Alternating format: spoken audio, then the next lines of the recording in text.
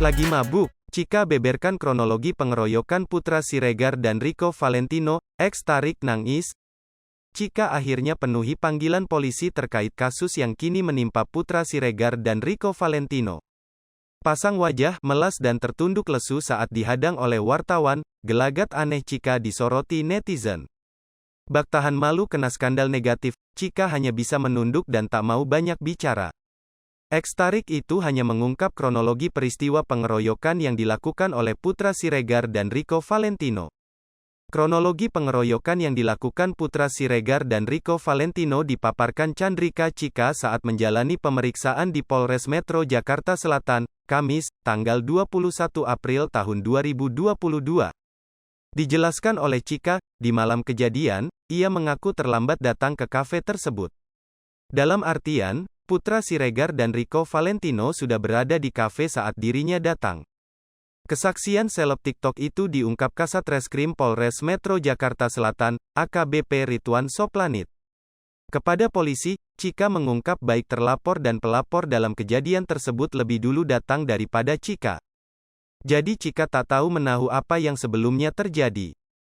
Setibanya di kafe kawasan Senopati, Jakarta Selatan, itu, Cika menghampiri dan berbincang dengan seorang perempuan yang duduk di dekat korban MNA. Cika mengaku berbincang, dan ex Tarik juga menangis di malam itu. Namun saat Cika nangis, kejadian tak mengenakan mulai datang.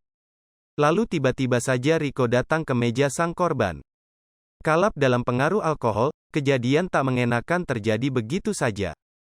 Wanita yang mengaku mantan pacar Tarik Halilintar itu menyebut Rico dalam pengaruh alkohol alias mabuk. Saat peristiwa itu terjadi, Putra Siregar pun menyusul ke meja korban. Alhamdulillah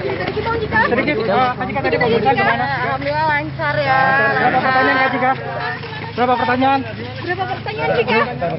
Dulu. Oke. Ya, oke Bang. Oke, Cika gimana? Mundur yuk. Bang. Oh, diam. Satu-satu ya. Ya. Yo. Ya, bagaimana cerita? Aman. Munduran. Kasih jalan.